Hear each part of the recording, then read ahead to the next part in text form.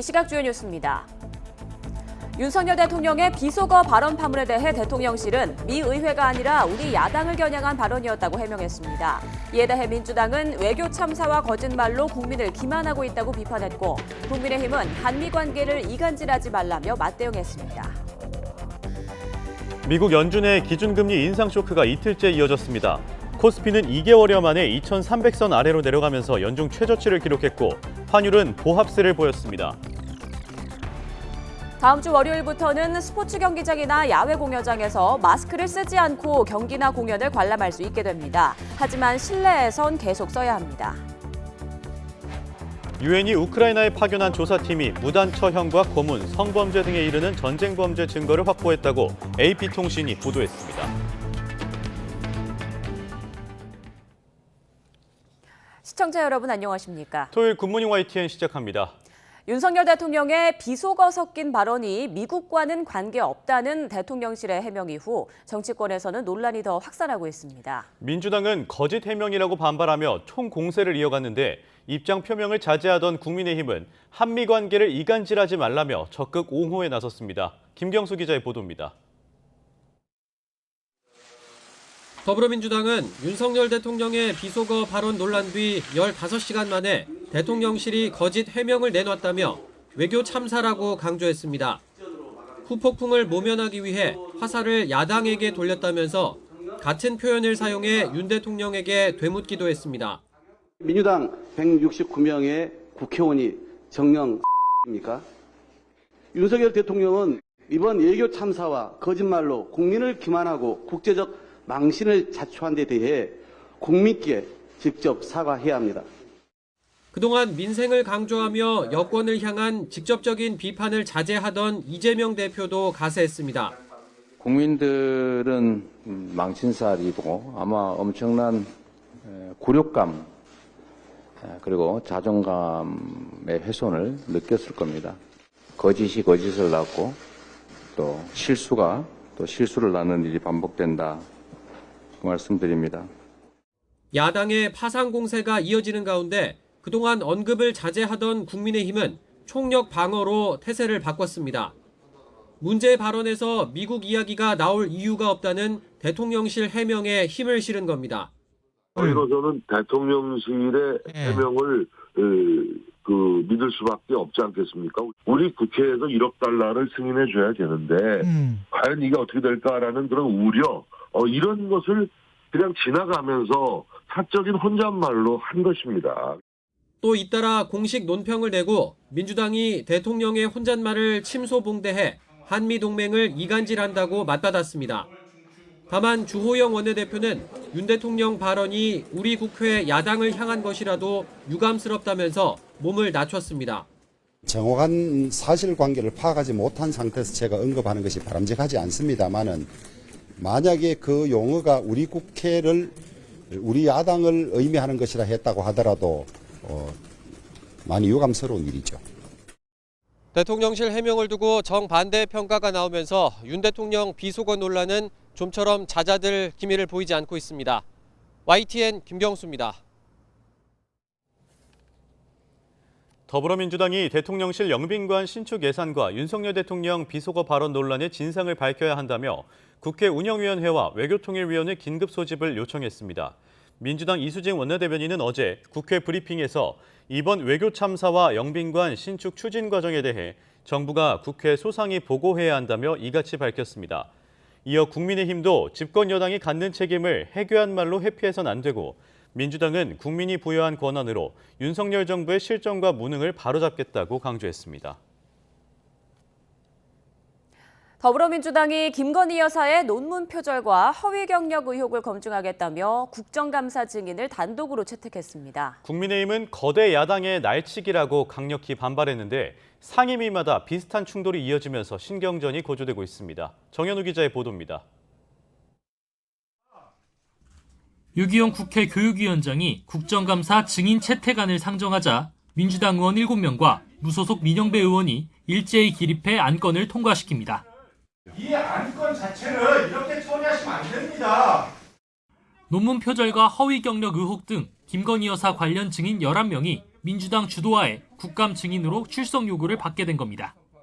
여당과 충분히 협의했지만 합의에 이르지 못해 불가피하게 의결했다는 게 민주당 입장이지만 국회법에 따라서 다수결의 원칙에 따라서 처리한 것을 폭력이라고 말씀하시면 그거는 위원장으로서 수용할 수 없다는 말씀을 드리면서 국민의힘은 김 여사를 끌어들여 국감을 정쟁화하려는 시도라고 강하게 반발했습니다. 야반 도주하듯이 서둘러서 회의를 산회하고 떠나버렸습니다. 오늘 민주당 의원들의 모습은 잘 훈련된 조직의 조직원들 같았습니다. 여야의 증인 채택 신경전은 쟁점 상임위마다 이어지고 있습니다. 법사위에선 국민의힘이 이재명 대표의 쌍방울 의혹 등 관련 증인 요구를 벼르고 있고 민주당은 대통령 관저공사 의혹 증인 신청으로 역공에 나설 태세입니다. 또 산자위에선 전 정부 원전 정책과 태양광 사업 관련 증인을, 국토위에선 윤 대통령 장모의 양평 개발 특혜 의혹 관련 증인 신청을 놓고 공방이 불가피합니다. 앞서 국방위에서 문재인 전 대통령 출석 요구 문제로 홍역을 치른 국감 파행 사태가 언제든 재발할 수 있는 상황입니다. 안보실장이나 그 위에 문재인 대통령이 있기 때문에 우리가 한 발 앞서서 국민들께 입장을 한번 듣는 게 문재인 전 대통령을 증인으로 요구한다는 지금 이 상황이 과연 국방위원회에 현재 우리가 과제하고 정말 이게 어떻게 국민들이 이해를 하시겠는가. 국감이 2주일여 앞으로 다가온 가운데 유리한 증인을 채택해 전국 주도권을 쥐려는 여야의 삿바 싸움은 갈수록 치열해질 것으로 보입니다. YTN 정인우입니다. 미국 연준의 기준금리 인상 쇼크가 이틀째 이어졌습니다. 코스피는 2개월여 만에 2,300선 아래로 내려가면서 연중 최저치를 기록했고 환율은 보합세를 보였습니다. 박병한 기자입니다. 미 연준의 세 번째 0.75%포인트 금리 인상 소식이 전해진 다음 날 주식 시황판은 주가 하락을 알리는 파란색 일색입니다. 코스피는 전날보다 42.31포인트, 1.81% 내린 2290.00에 마감했습니다. 종가 기준 코스피가 2300선 밑으로 내려간 것은 지난 7월 6일 이후 2개월여 만에 처음이며 연중 최저치입니다. 코스닥은 22.05포인트, 2.93% 내린 729.36의 거래를 마쳤습니다. 미 연준이 매파적인 스탠스를 나타냄에 따라서 달러 강세가 심화가 됐고 그에 따른 금리 급등 부담에 우리나라 같은 경우도 환율이 1,400원을 돌파하는 등 외국인 수급에 좀 어느 정도 부담으로 작용을 했다라고. 환율은 전날보다 0.4원 내렸지만 이틀째 1,400원대를 유지했습니다. 다음 달 한국은행 금통위의 0.5%포인트 금리 인상이 불가피해 보입니다. 이에 따라 이른바 영끌로 대출받은 청년층의 이자 부담이 심각할 것으로 보입니다.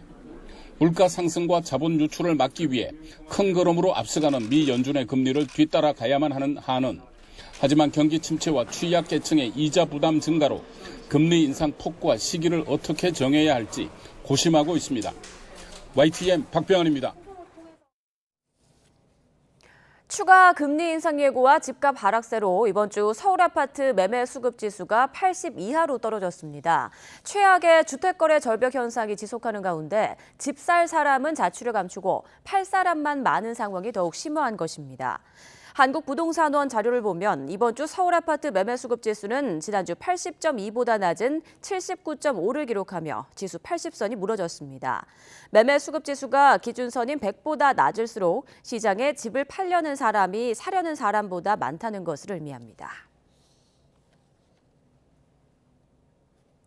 미국 중앙은행인 연방준비제도가 공격적 기준금리 인상을 이어가는 가운데 미국의 주택담보대출 금리가 세계 금융위기 당시인 지난 2008년 10월 이후 최고치를 새로 썼습니다. 블룸버그 통신은 현지 시각 22일 미국 국책 모기지 업체 프레디맥의 시장 조사 결과 최근 일주일간 30년 만기 고정금리식 모기지의 금리 평균이 전주보다 0.27%포인트 오른 6.29%로 집계됐다고 전했습니다. 5주 연속 상승세입니다. 엔화 가치가 끝을 모르고 추락하자 일본 정부와 일본은행까지 나서서 달러를 팔고 엔화를 사들였습니다. 기시다 총리는 30년간 이런 엔절은 없었다면서 위기감을 드러냈지만 지금의 금융 완화 정책을 고수하는 한 대응은 한계에 부딪힐 수밖에 없는 상황입니다. 도쿄에서 이경화 특파원입니다. 미국 뉴욕 증권거래소를 찾은 기시다 일본 총리. 다음 달 11일부터 외국인 무비자 입국을 재개하고 하루 입국자 수 제한도 없앤다고 발표했습니다. 지금의 엔저를 기회로 관광객을 늘려 국내 경기를 살려보겠다는 겁니다. 기시다 총리는 엔화 가치가 추락하는 데 대해 투기에 의한 과도한 변동은 용인할 수 없다며 강한 위기감을 드러냈습니다. 1年で30円以上円安が動いたのは過去30年間なかったことです。過度な変動に対してはこれは断固として必要な対応を取りたいと。 심리적 지지선이던 달러당 145엔대가 깨지자 일본 정부와 중앙은행은 결국 시장 개입에 나섰습니다. 엔화 추락을 막기 위해 24년 만에 엔화를 사들이고 달러를 판 겁니다. 일본이 독자적으로 실시한 시장 개입 규모는 10조 원 단위라고 니혼게이자이 신문은 전했습니다. 하지만 효과에는 한계가 있다는 시각이 많습니다. 미국의 이딴 금리 인상으로 엔화를 팔아 달러에 투자하는 움직임이 강해지고 있지만 일본은 마이너스 금리를 고수하고 있기 때문입니다. 金融緩和を当面続けるということには全く変わりありませんので、当面ですね、金利を引き上げるというようなことはないと。 일본은행은 경기 회복과 임금 인상이 충분하지 않다며 추가 금융 완화도 고려하겠다는 입장입니다. 시장 상황과 금융 정책의 모순 속에서 엔화 가치는 앞으로 더 떨어질 수 있다는 경고도 나오고 있습니다. 도쿄에서 YTN 이경아입니다. 다음 주 월요일부터는 스포츠 경기장이나 야외 공연장에서 마스크를 쓰지 않고 경기나 공연을 관람할 수 있게 됩니다.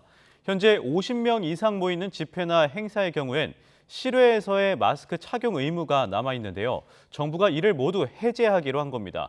하지만 실내에선 계속 써야 합니다. 기정훈 기자의 보도입니다. 지난 6월 이집트와의 축구 평가전, 붉은 악마의 함성은 마스크를 뚫고 울려 퍼집니다. 하지만 다음 주 월요일에 열리는 우즈벡과의 올림픽 대표 경기는 마스크를 벗고 응원할 수 있게 됩니다. 실외 마스크 착용 의무가 모두 풀립니다. 정부가 지난 5월 실외 마스크 의무를 풀면서 남겨두었던 50인 이상 집회나 행사까지 모두 다음 주 월요일부터 해제하기로 했습니다. 국민 면역 수준이 상당 수준으로 올랐고 방역과 의료 대응 역량도 향상됐다는 판단에 섭니다.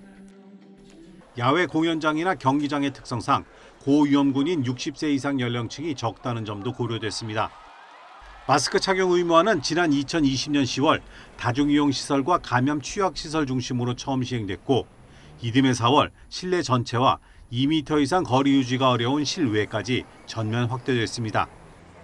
1년 넘게 이어오던 올해 5월 실외 마스크 의무는 현재처럼 제한적으로 풀렸고 넉 달여 만에 다시 모두 풀리는 겁니다.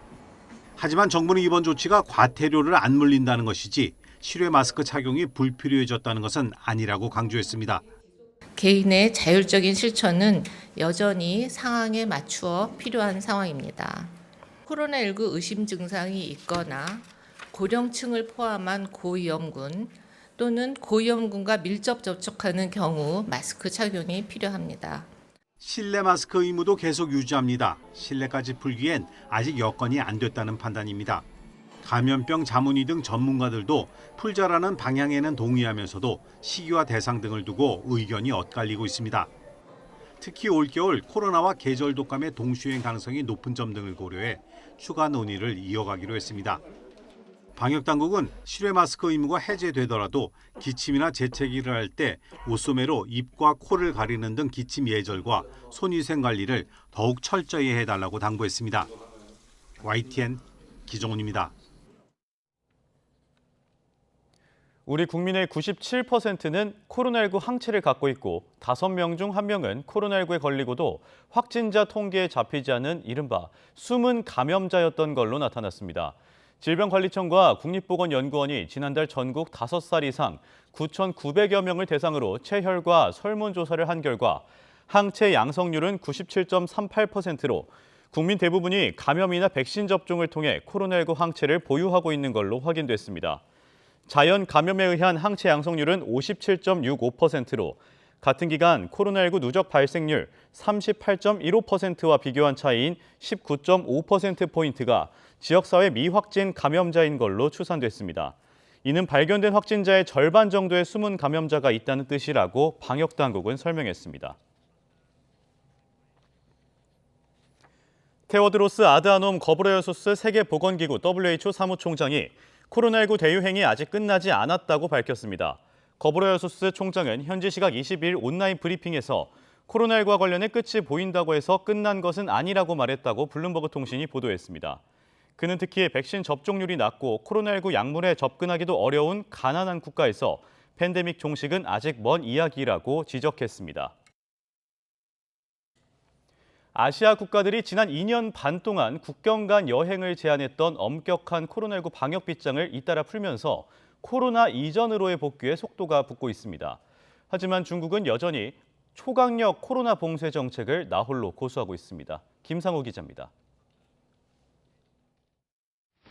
중국의 초강력 코로나 봉쇄, 이른바 제로 코로나 정책을 적용해온 홍콩이 입국자 호텔 격리 등의 규정을 오는 26일부터 폐지한다고 발표했습니다. 완화된 내용을 보면 비행기 탑승은 24시간 내 신속 항원검사 음성증명서로 대체됐고 입국 후 사흘간 건강 상태를 모니터링하면 됩니다. 지난 2년 반 동안 최장 21일까지 이어졌던 호텔 격리가 폐지되자 항공권 사이트에는 접속이 폭주하고 있습니다. Actually, I've been checking the ticket prices as well. It has become more expensive. 타이완도 오는 29일부터 한국과 일본 등 무비자 국가에 대한 입국을 재개하는 등의 입국 완화 정책을 발표했습니다. 현행 3일 자가격리와 4일간의 자율관리는 그대로 시행하되 다음 달부터는 이 역시 사실상 폐지합니다. 如果一切如预期研判都在掌握中，我们会在经2个礼拜的预告后正式实施0+7。 일본 역시 입국 빗장을 열었습니다. 그동안 여행사를 통한 단체 비자 발급 조치를 유지해 왔는데 다음 달 11일부터 무비자 개인 여행이 허용됩니다. From October 11, Japan will relax border control measures to be on par with the US, as well as resume visa-free travel and individual travel. 태국도 다음 달부터 입국자에 대한 코로나 백신 접종과 검사 증명서 제출 의무를 없애기로 했습니다. 앞서 싱가포르와 베트남은 지난 4월과 5월 각각 입국 전 코로나 검사 의무 등의 방역 조치를 일찌감치 완화하며 관광객 유치에 나서고 있습니다. 아시아 국가 대부분이 코로나 관련 입국 방역 빗장을 열고 있지만 중국은 여전히 제로 코로나 정책을 고수하며 나홀로 굳게 닫고 있습니다. YTN 김상호입니다. 종합편성 채널인 TV조선 재승인 당시 일부 심사위원들이 점수를 고의로 낮게 줬다는 의혹과 관련해 검찰이 방송통신위원회를 압수수색했습니다. 감사원이 관련 자료를 검찰에 넘긴 지 16일 만인데 당시 심사위원들은 조작 의혹을 한결같이 부인했습니다. 이준엽 기자입니다. 검찰이 압수수색에 나선 건 방송통신위원회 방송정책 관련 사무실입니다. TV조선 재승인 심사 당시 일부 심사위원이 점수를 고의로 낮게 수정했다는 의혹 관련입니다. 감사원으로부터 관련 자료를 넘겨받은 지 16일 만입니다. 일부 심사위원들 사무실과 재승인 담당 부서 직원들 자택 등도 압수수색 대상이었던 것으로 전해졌습니다. 재작년 재승인 심사 결과 TV조선은 공적 책임과 공정성 항목에서 210점 만점에 104.15점을 받았습니다. 중점 심사 사항이기 때문에 50%를 못 넘기면 재승인 취소까지 가능한데 0.85점이 모자란 겁니다.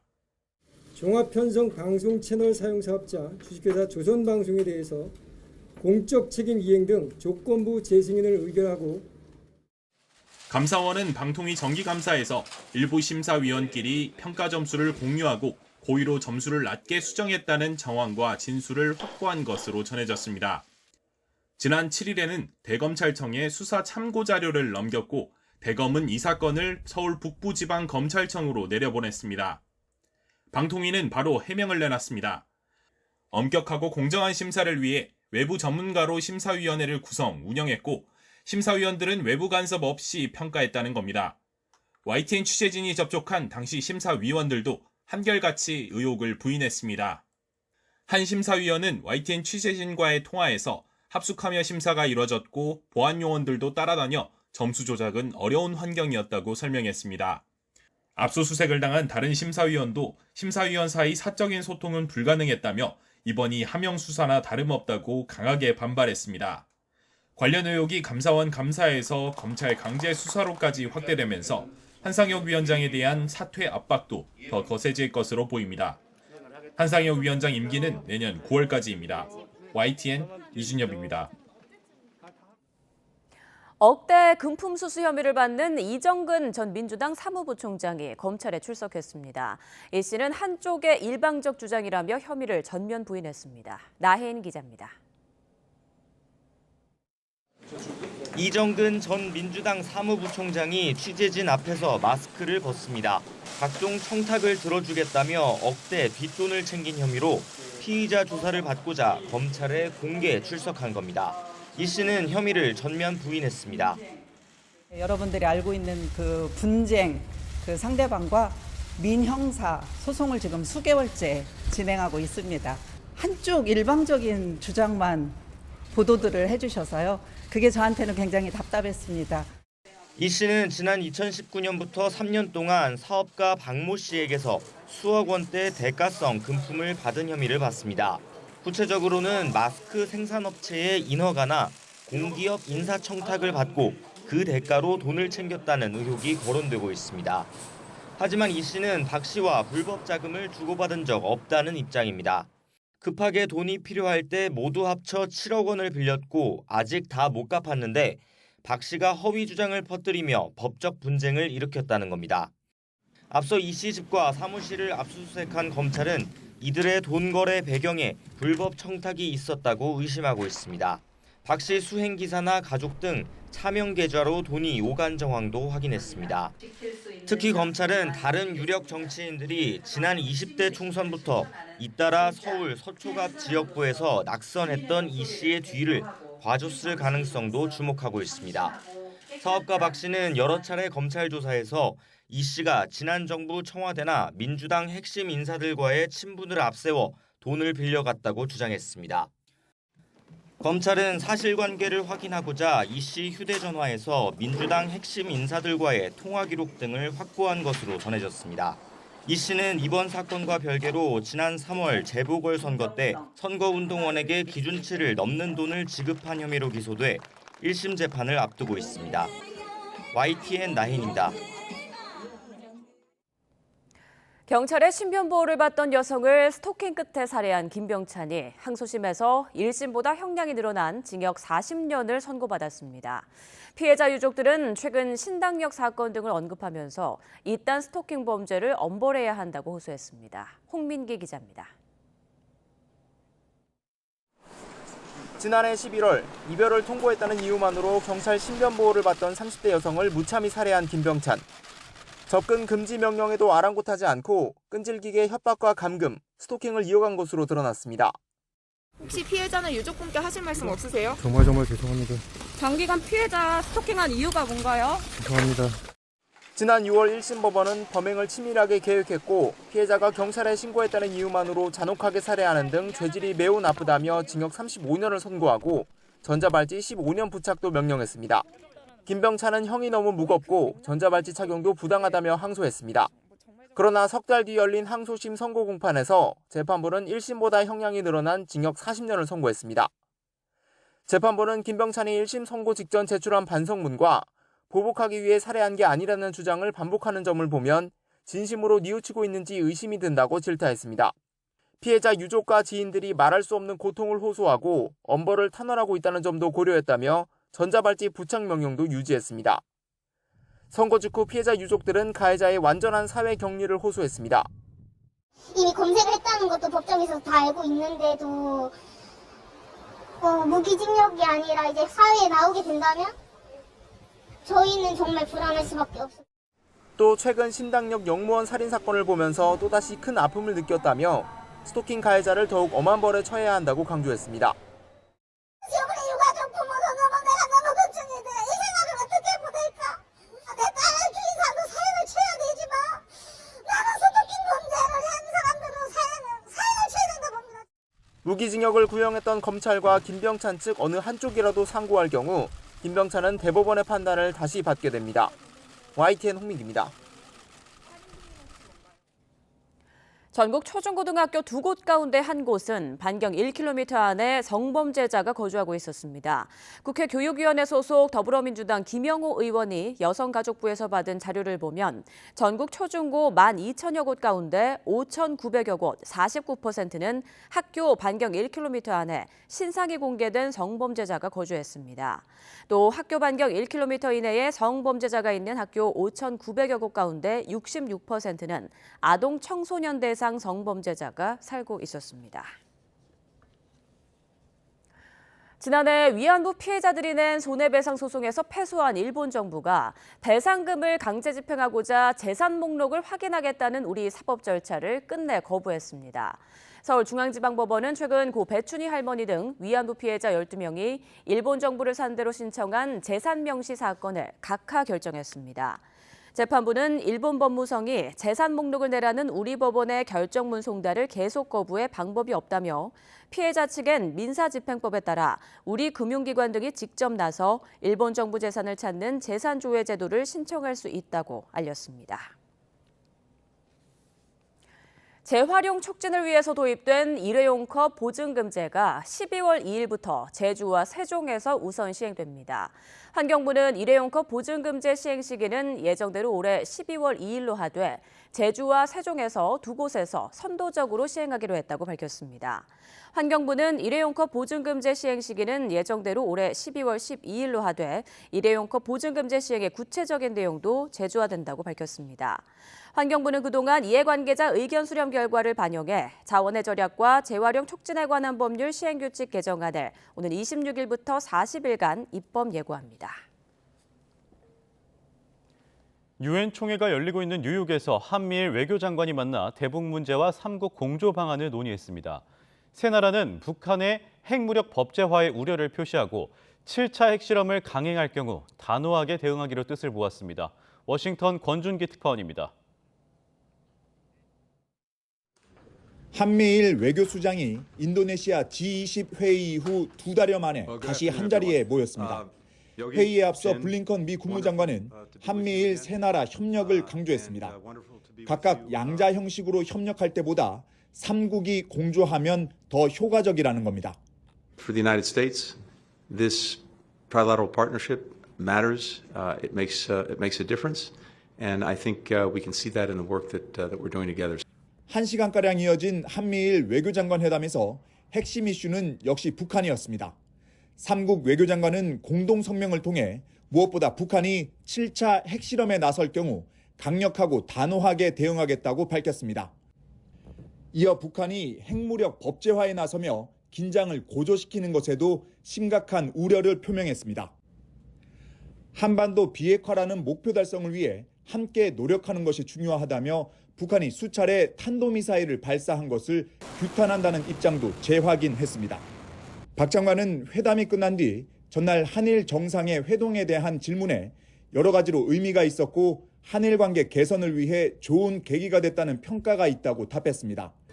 바이든 대통령과 만난 뒤 윤석열 대통령의 발언 논란과 관련해 해명할 기회가 있었는지에 대해선 대변인이 설명을 다 한 것 같다며 언급을 피했습니다.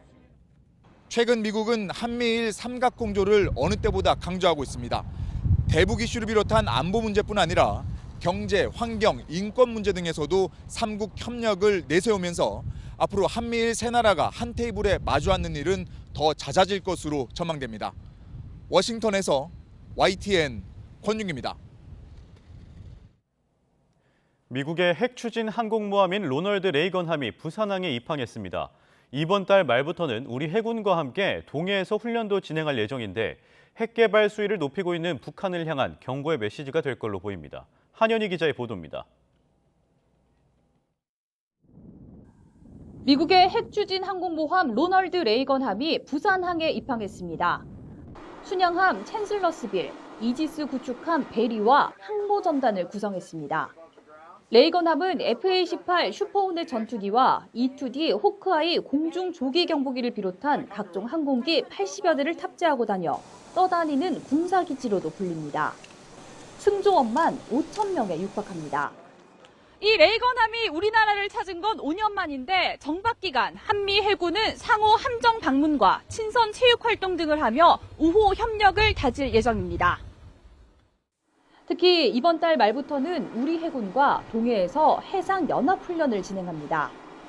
우리 해군과 미 해군 항모가 우리 작전 구역에서 연합 훈련을 하는 건 북한이 6차 핵실험을 진행하며 긴장감을 고조시킨 2017년 이후 처음입니다.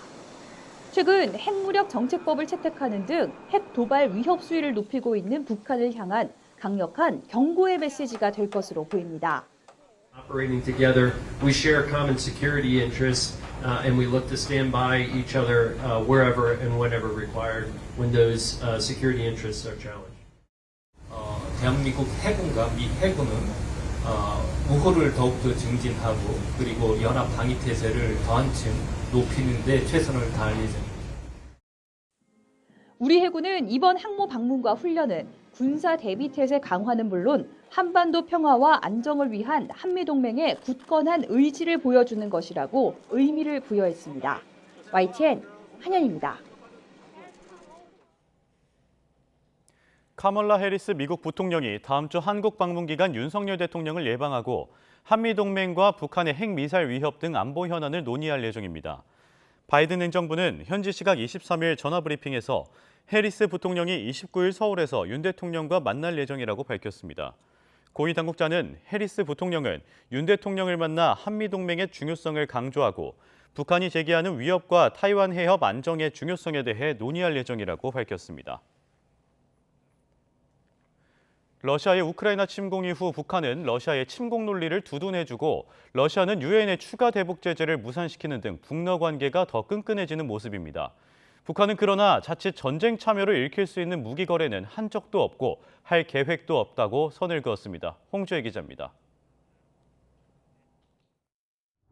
지난 2월 러시아의 우크라이나 침공이 시작됐을 때부터 북한은 일관되게 러시아 편을 들어왔습니다. 유엔의 러시아 규탄 결의안 채택에 반대표를 던지고 우크라이나 사태의 근원은 미국과 서방의 패권주의 정책에 있다며 러시아의 논리를 대놓고 옹호하고 있습니다. 북한은 또 친러시아 분리주의자들이 우크라이나 동부 돈바스 지역에서 선포한 도네츠크 인민공화국과 루안스크 인민공화국도 공식 인정했습니다. 이 두 곳의 독립을 승인한 나라는 전 세계에서 러시아와 시리아 그리고 북한뿐입니다.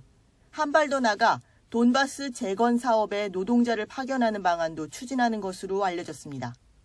러시아도 유엔 안보리 추가 대북 제재 결의안에 거부권을 행사하는 등 북한의 호응에 화답하고 있습니다. 평양 주재 러시아 대사는 한국이 대북 전단 살포를 허용하지 말아야 한반도 긴장 상황 격화를 막을 수 있다며 사실상 북한 입장에 동조하기도 했습니다. 국제사회에서 고립되는 걸 막아야 하는 러시아와 경제난에서 하루빨리 벗어나야 하는 북한의 이해가 맞아떨어지면서 양국의 관계가 더 끈끈해지는 모습입니다. 푸틴이 지금 7개월 전쟁을 하면서 논리에서 계속 밀린단 말이에요. 북한이 사실은 그 러시아의 입장에서 그렇게 크게 봐줄 만한 나라는 아니지만 한 나라 한 나라의 의견이 상당히 중요한데 이걸 결정적으로 힘을 보태주는 게 지금 북한이란 말이죠. 이런 가운데 북한은 미국이 제기한 북러 간 무기 거래서를 공개 부인했습니다. 지난 시기 러시아에 무기나 탄약을 수출한 적이 없고 앞으로도 그럴 계획이 없다며 미국이 모략서를 퍼뜨리는 데 대해 강력히 규탄하며 엄중히 경고한다고 밝혔습니다. 북한이 러시아와 전략적 연대를 강화하고 있지만 외국에서 일어난 군사적 충돌에 얽힐 수 있는 행동은 하지 않겠다는 뜻을 알린 것으로 풀이됩니다. YTN 홍주혜입니다. 푸틴 대통령의 예비군 30만 명 동원령이 나온 지 하루 만에 러시아는 전국 각지에서 징집을 시작했습니다. 애초 발표와 달리 대학생은 물론 군입대 경력이 없는 사람까지 영장이 나왔습니다. 강성훈 기자의 보도입니다. 러시아 극동지방의 네리운그리라는 도시의 큰 체육관 앞에 사람들이 모여들고 있습니다. 동원령에 따라 징집영장을 받은 남성들입니다. 연인이나 가족을 전쟁터로 보내야 하는 사람들은 좀처럼 손을 놓지 못하고 있습니다. 러시아 정부의 발표와 달리 대학생도 징집영장을 받았습니다. 당국은 오전에 징집영장을 발부하고 오후 3시까지 입영버스를 타라고 지시했습니다. Я не ожидал, что прямо сегодня придет всех, потому что мне ничего утром не сказали, мне вот дали повестку, вот 3 часа явиться сюда.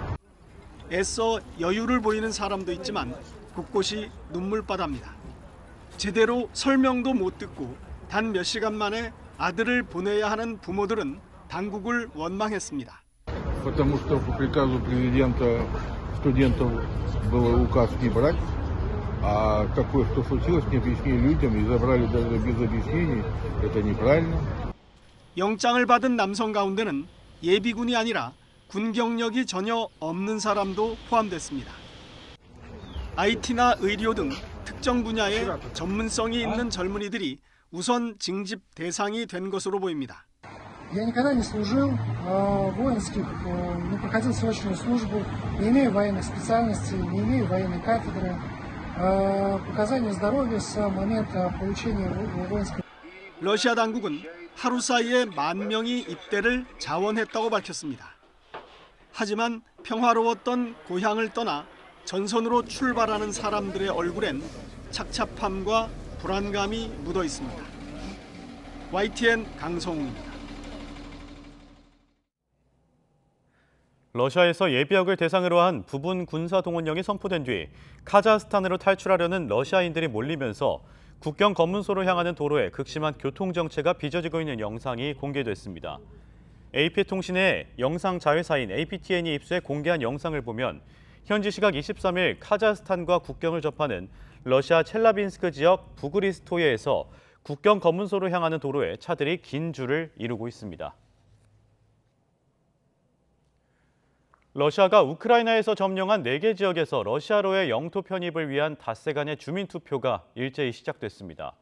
로이터, AFP, 타스통신 등은 현지 시각 어제 오전 8시 실러 성향의 도네츠크 인민공화국과 루간스크 인민공화국이 세워진 우크라이나 동부 도네츠크주와 루한스크주, 남부 자포리자주와 헤르손주 등 4개 지역에서 영토 편입에 대한 찬반을 묻는 투표가 시작됐다고 보도했습니다.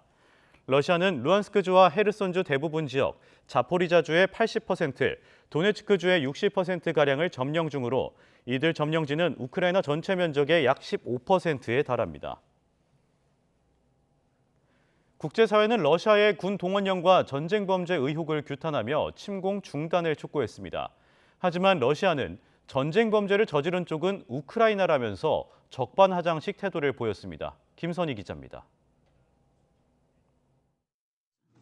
유엔 안전보장이사회에 참석한 각국 대표들은 러시아를 한 목소리로 비난했습니다.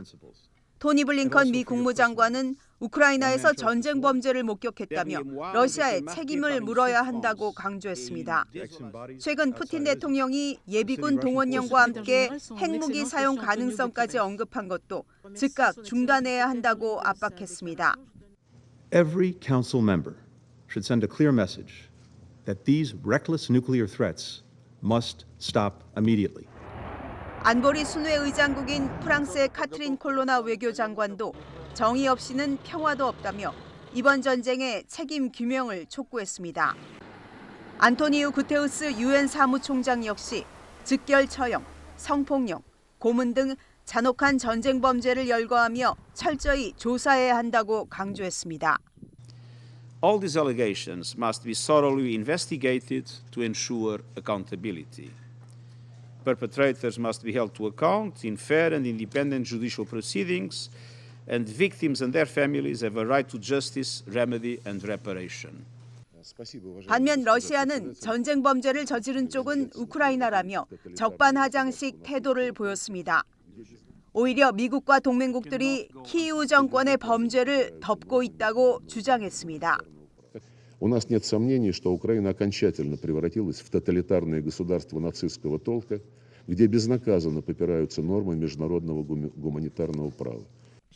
최근 러시아와 거리를 두는 듯한 태도를 보였던 중국은 전제 조건 없이 대화와 협상에 나설 것을 촉구했습니다. 인권 침해에 대한 조사는 정치화하지 말고 사실에 근거해 객관적으로 진행해야 한다며 서방과 온도차를 보였습니다. YTN 김선입니다. 유엔이 우크라이나에 파견한 조사팀이 무단 처형과 고문, 성범죄 등에 이르는 전쟁 범죄 증거를 확보했다고 AP통신이 현지 시각 23일 보도했습니다. 유엔 인권이사회가 우크라이나로 보낸 조사팀은 수도 키이우와 체르니히우, 하르키우, 수미 등 4개 지역을 중심으로 조사한 결과 곳곳에서 전쟁 범죄가 자행된 증거를 발견했습니다. 조사팀은 조사 대상 지역에서 수많은 처형이 무단으로 이뤄졌다는 사실을 확인했고 구타와 전기 충격 등 고문이 이뤄진 증거도 확보했습니다. 우크라이나는 러시아로부터 탈환한 이지움 외곽에서 발견된 집단 매장지 발굴 결과 시신 436구를 찾았고 이 가운데서 다수의 고문 흔적을 확인했다고 현지 시각 23일 밝혔습니다. 올레그 시네구보 하르키우 주지사는 16일 시작한 발굴 작업이 완료됐다며 이 같은 내용을 공개했습니다. 시네구보 주지사는 시신 대부분에서 폭력적 죽음의 흔적이 확인됐고 30구는 고문 흔적도 있었다고 말했습니다. 네, 우리나라에서 가장 먼저 단풍을 볼 수 있는 곳은 바로 강원도 설악산인데요. 최근 일교차 큰 날씨가 이어지면서 설악산 정상부터 붉은 단풍이 물들기 시작했습니다. 네, 다음 주에는 산의 20%가 물드는 첫 단풍기에 접어들 걸로 전망됩니다. 정혜윤 기자의 보도입니다. 파란 가을 하늘 아래 산 정상 곳곳이 붉게 물들었습니다. 아직 수줍게 모습을 드러내는 수준이지만 가을을 알리는 단풍이 반갑기만 합니다. 최근 찬 공기가 유입되며 맑고 일교차 큰 날씨가 이어진 탓에 대청봉 정상부터 붉은 물이 들기 시작한 겁니다. 대청봉에서 좀 동쪽 방향으로 좀 해가 좀 일찍 받는 방향은 그렇게 물이 들어 있습니다. 설악산 단풍은 주말 사이 빠르게 산 아래로 확산하겠고 다음 주 중반에는 산의 20%가 물드는 첫 단풍기에 접어들 전망입니다. 이후 10월부터는 설악산 단풍이 절정기를 맞고 내륙에서도 첫 단풍이 시작하는 등 본격적인 단풍철이 시작되겠습니다. 북한산은 10월 17일, 내장산은 10월 24일, 지리산도 10월 14일에 첫 단풍이 들 것으로 보입니다. 특히 올해 가을은 일교차가 크게 나면서 단풍색이 어느 해보다 고울 것으로 보여 다음 달부터는 전국 곳곳에서 형형색색으로 물든 가을산의 모습을 감상할 수 있을 것으로 기대됩니다. YTN 정혜윤입니다. 달빛 아래 가을밤의 정취를 느낄 수 있는 정동 야행 행사가 3년 만에 돌아왔습니다. 오늘까지 정동 야행이 열리는 덕수궁과 박물관, 미술관 등을 야간에 관람할 수 있고 돌담길에서 다양한 공연도 만나볼 수 있습니다. 차유정 기자입니다. 정동에 있는 영국 대사관입니다. 정원과 대사관저, 직원들을 이용하는 대사관의 술집까지. 평소에는 볼 수 없는 영국 대사관 모습이 정동 야행 행사에서 짧게 공개됐습니다. 이 건물 안에 사실 저희 대사관의 역사를 반영하는 그 방이 있는데 또 이 건물 안에 들어가면 저희 그 큰 행사장이 있는데 거기 에스턴 홀이라고 해요. 코로나로 중단됐던 정동 야행이 3년 만에 다시 열렸습니다. 작은 동네인 정동에는 덕수궁과 이화박물관, 구러시아 공사관 등 우리나라 근대 문화유산이 몰려 있습니다. 바람 불어오는 가을밤에 근대 문화재와 대사관, 박물관 등을 야간에 둘러볼 수 있는 게 행사의 백미입니다. 전문 해설사와 걸으며 정동과 얽힌 근대사를 듣는 프로그램도 있습니다. 덕수궁 돌담길 상설 무대에서는 기양 연주 등도 감상할 수 있습니다. 상세한 공연 정보와 행사 시간 등은 정동 야행 홈페이지를 통해 확인할 수 있습니다. YTN 차유정입니다. 전남 진도에는 임진왜란 당시 명량해전에서 죽은 왜군 무덤 여러 기가 남아 있습니다. 비록 우리를 짓밟은 적군이지만 조상들은 시체는 적이 아니다라면서 거두어 매장한 건데요. 네, 이런 역사적 사실을 바탕으로 두 나라의 평화를 기원하는 국제학술대회가 열렸습니다. 나연호 기자입니다. 드넓은 간척지위 언덕에 무덤 수십 기가 자리 잡고 있습니다. 정유재란 당시 이순신 장군이 대승을 거둔 명량해전에서 전사한 왜군들의 묘입니다. 묘가 모여있는 곳의 지명은 외덕산입니다. 숨진 왜군 시신을 거두어 덕을 베풀었다는 뜻에서 유래했습니다. 격렬한 해전 뒤 진도 울돌목과 가까운 마을에는 수많은 왜군 시신이 떠내려왔던 것으로 전해집니다. 우리 백성을 죽이고 짓밟은 철천지 원수였지만 주민들은 아량을 베풀었습니다. 시체가 떠오면 아군 적군을 가리지 않고 그게 거두어서 이렇게 묻어주는 게 특히 바닷가 사람들의 정서입니다. 그래서 마을 사람들도 바로 마을 앞에 이렇게 밀려온 시신들을 아마 거두어 준 것 같습니다. 같은 시기 왜군은 침략 실적 보고를 위해 우리 조상의 코와 귀를 베어가 무덤을 만들었습니다. 하나의 전쟁에 나타난 두 종류의 무덤. 이를 주제로 두 나라의 화해와 평화를 모색하는 국제학술대회가 전남 진도에서 개최됐습니다. 국내 학자들이 알고 있는 견해, 또 일본 학자들이 알고 있는 이런 학술적인 정보 이런 것을 교환해가지고 제대로 역사를 알고 또 그 역사를 통해서 새롭게 우리가 설정할 것이 무엇인가 하는 것을 다시 검토하고. 이번 행사에는 하토야마 유키오 전 일본 총리도 참석했습니다. 두 나라 갈등이 깊어지는 만큼 진도 주민들이 숨진 왜수군에게 온정을 베풀었던 마음을 기억해야 한다고 강조했습니다. 日韓関係、必ずしも政治的に順調ではないと、こういう時であるからこそ、こういう時にも素晴らしい、美しい話があるんだということで、日韓関係を改善させるきっかけになればと。 한일 관계가 좀처럼 개선되지 않는 상황 속에서 이번 학술대회와 위령제가 변화의 초석이 될지 관심이 커지고 있습니다. YTN 나연호입니다.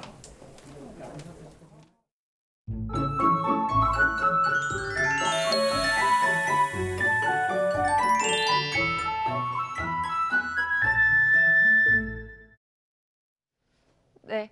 어제보다 더 쌀쌀합니다. 현재 서울 기온은 12.7도로 어제보다 3도가량 낮은데요. 다행히 낮에는 어제보다 기온이 오릅니다. 서울이 24도로 비교적 선선하겠습니다. 그만큼 일교차가 10도 이상 크게 벌어지니까요. 환절기 건강 유의하시길 바랍니다. 현재 전국이 대체로 맑은 모습입니다. 오늘 이렇게 전국이 대체로 맑겠는데요. 낮 동안 볕이 강하게 내리쬐면서 자외선도 강할 것으로 보입니다. 현재 기온 살펴봅니다. 춘천이 8.5도, 그리고 대구가 15.6도고요. 낮 기온 살펴보면 서울 24도, 춘천과 청주, 대전 24도, 대구도 24도로 예상됩니다. 당분간 맑고 일교차 큰 전형적인 가을 날씨가 이어질 전망입니다. 날씨였습니다. 네, 잠시 뒤 굿모닝 YTN 2부가 이어집니다. 함께해 주신 여러분 고맙습니다.